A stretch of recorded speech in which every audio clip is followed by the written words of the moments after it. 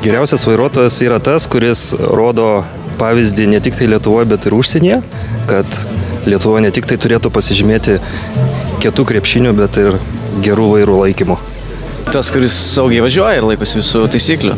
Turbūt apima labai daug sričių, turėtų būti kultūringas kelyje, turėtų būti pakankamai atsargus ir įvertinantis visas situacijas.